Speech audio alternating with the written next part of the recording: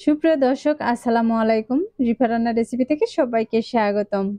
আজ আমি আপনাদের সাথে শেয়ার করব খুবই মজাদার একটি নাস্তার রেসিপি। রোজ রোজ রুটি ভালো না লাগলে এভাবে বানিয়ে খেতে পারেন। খুবই অল্প উপকরণ দিয়ে এই রেসিপিটি বানিয়ে নিতে পারবেন। এই রেসিপিটি খুবই সহজভাবে দেখানোর চেষ্টা করেছি। যে কেউ ভিডিও দেখে বানিয়ে নিতে পারবেন। আশা করছি প্রতিদিনের মতো আমার আজকের রেসিপি আপনাদের কাছে খুবই ভালো লাগবে। রেসিপি ভালো লাগলে ভিডিওতে একটি লাইক দিয়ে কমেন্টে লিখে জানাবেন।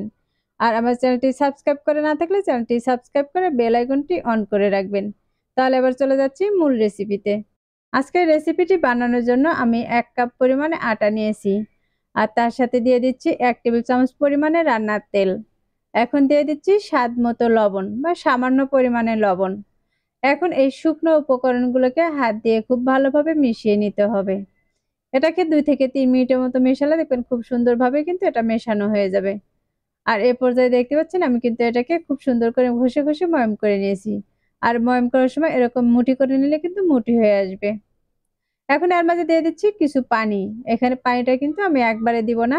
একটু একটু করে পানি দিয়ে একটি সুন্দর ডো তৈরি করে নিতে হবে। এই আটাটা গোলার সময় কিন্তু প্রথমে খুব বেশি করে পানি দিতে যাবেন না। খুব বেশি পানি দিলে দেখা যাবে ডোটা কিন্তু পাতলাও হয়ে যেতে পারে। একটু করে পানি দিয়ে আগে মাখিয়ে নেবেন। পরে যদি পানিটা আবারও লাগে তাহলে কিন্তু আরো কিছু পানি দিয়ে দিতে পারেন। এখন দেখেন আমি এটাকে খুব সুন্দর করে একটু ডো বানিয়ে নিয়েছি। এখন এই ডোটাকে আমি 10 মিনিটের জন্য রেস্টে রেখে দিব। এখন এই 10 মিনিটের ভিতরে আমি এগুলোর জন্য একটি পুর তৈরি করে নিব। তার জন্য ফ্রাই প্যানে দিয়ে দিচ্ছি 1 টেবিল চামচ পরিমাণে রান্নার তেল আর দিয়ে দিচ্ছি 2টি পেঁয়াজ কুচি। এই পেঁয়াজটাকে তেলের সাথে 1 থেকে 2 মিনিটের মতো নেড়েচেড়ে ভেজে নিব। এই পেঁয়াজটা কিন্তু খুব লাল করে ভাজবো না। এখন এর মাঝে দিয়ে দিচ্ছি আমি কেটে রাখা সবজি। এখানে নিয়েছি আমি 1টি গাজর, 1টি আলু আর দিয়েছি হাফ পরিমাণে শসা। তার সাথে দিয়ে দিচ্ছি 2 থেকে 3টি কাঁচামরিচ কুচি আর দিয়ে দিচ্ছি স্বাদ মতো লবণ। আর দিয়ে দিচ্ছি এখানে 1 প্যাকেট ম্যাগি মসলা। এখানে কিন্তু উপকরণটা খুব বেশি দিব না। এখন এই সবগুলো উপকরণকে আমি ভালোভাবে মিশিয়ে নিব। এই সবজিগুলোকে কিন্তু খুব কড়া করে ভাজবো না। পানিটা শুকিয়ে যাওয়া পর্যন্ত আমি এই সবজিগুলোকে নেড়েচেড়ে ভেজে নিব। 2 থেকে 3 মিনিটের মতো এই সবজিগুলোকে ভেজে নিলে দেখবেন এই পানিটা কিন্তু একদম শুকিয়ে গেছে।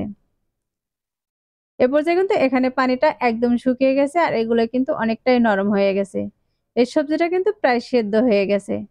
এখন আমি এই সবজিগুলোকে একটি বাটিতে উঠিয়ে নিচ্ছি।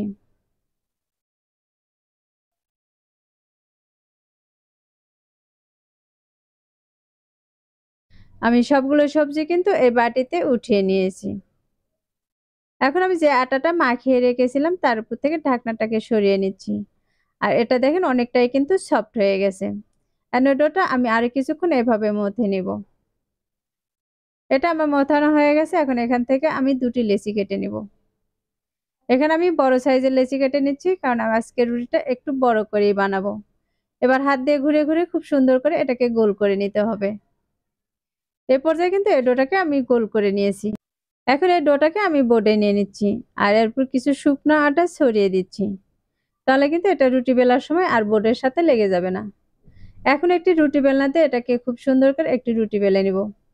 এই রুটিটা কিন্তু খুব মোটা বানাবো না, একটু পাতলা করেই বেলে নিতে হবে।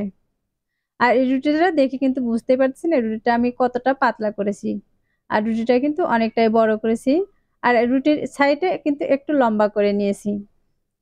এখন যে সবজিটা আমি বানিয়ে রেখেছিলাম সেগুলোকে আমি দিয়ে দিচ্ছি।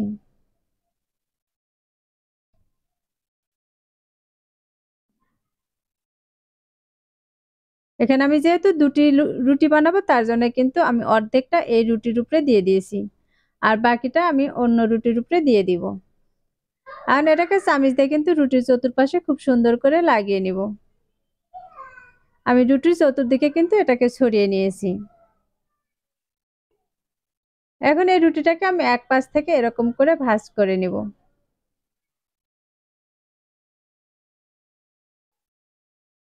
এই রুটিটা কিন্তু আমি খুব সুন্দর করে মুড়িয়ে নিয়েছি। এখন দুই পাশের মাথাটা একটু আমি বন্ধ করে দিচ্ছি। এখন এটাকে আমি যে প্লেটে দিয়ে ভাপিয়ে নিব সেই প্লেটে নিয়ে নিচ্ছি। আর এই একইভাবে কিন্তু আমি আরেকটিও বানিয়ে নিয়েছি। আমি এই 2টে প্লেটের উপরে দিয়ে দিচ্ছি। এখন এগুলোকে চুলায় দিয়ে আমি 20 মিনিটের মতো ভাপ দিয়ে নিব। তার জন্য চুলায় একটি ফ্রাই প্যান বসিয়ে তার মধ্যে পর্যাপ্ত পরিমাণে পানি দিয়ে একটি স্ট্যান্ড বসিয়ে দিয়েছি। আর এই স্ট্যান্ডের উপরে আমি এই প্লেটটা দিয়ে দিচ্ছি। এখন এটাকে ঢাকনা দিয়ে ঢেকে জাল করে নিব। এই রুটিটা যখন এরকম সেদ্ধ হয়ে যাবে তখন আমি এটাকে নামিয়ে নিব। এবার আমি ঢাকনাটাকে সরিয়ে নিয়েছি আর এটাকে ঠান্ডা করে আমি কিন্তু উঠিয়ে নিয়েছি। আর এটাকে আরেকটু কাছ থেকে দেখিয়ে দিচ্ছি এটা দেখতে কতটা সুন্দর হয়েছে। এখন এখান থেকে আমি আরেকটি প্লেটে নিয়ে নিব। নিয়ে এগুলো ছোট ছোট পিস করে কেটে নিব।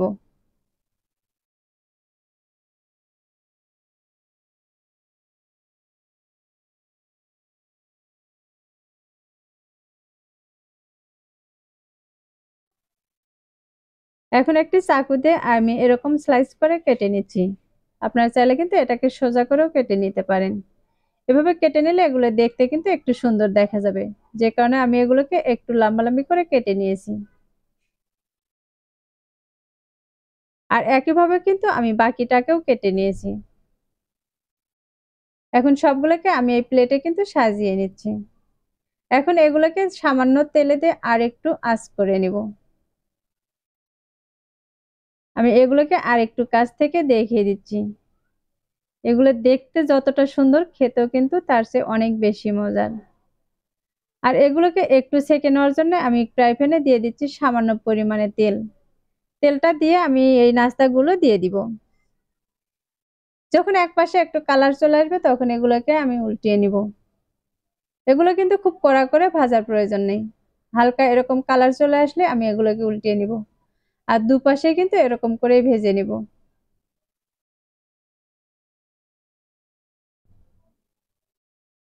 এ পর্যায়ে কিন্তু আমার এই নাস্তাগুলো ভাজা হয়ে গেছে। এখন আমি সবগুলোকে একটি প্লেটে উঠিয়ে নিচ্ছি। আমি সবগুলো প্লেটে উঠিয়ে নিয়েছি আর দেখতেই পাচ্ছেন এই নাস্তাগুলো বানানো কিন্তু খুবই সহজ আর খেতেও কিন্তু ভীষণ মজার। রোজ রোজ রুটি পরোটা না খেয়ে এভাবে কিন্তু রুটি বানিয়ে খেতে পারেন। এটা খেতে কিন্তু খুবই ভালো লাগবে। আশা করছি প্রতিদিনের মতো আমার আজকের রেসিপি আপনাদের কাছে খুবই ভালো লেগেছে আর সহজও লেগেছে। আমার রেসিপিগুলো ভালো লাগলে ভিডিওতে একটি লাইক দিয়ে শেয়ার করার অনুরোধ রইল। রেসিপিটি বাসায় অবশ্যই একবার ট্রাই করবেন আর আমাকে কমেন্টে লিখে জানাবেন আমার আজকের রেসিপি আপনাদের কাছে কেমন লেগেছে। যারা আমার চ্যানেলটি এখনো সাবস্ক্রাইব করেনি তাদেরকে চ্যানেলটি সাবস্ক্রাইব করার অনুরোধ রইল। আর যারা আমার চ্যানেলটি সাবস্ক্রাইব করেছেন তাদেরকে অসংখ্য ধন্যবাদ। কথা হবে আবারও সহজ কোনো রেসিপি নিয়ে। এ পর্যন্ত সবাই ভালো থাকবেন, সুস্থ থাকবেন। আল্লাহ হাফেজ।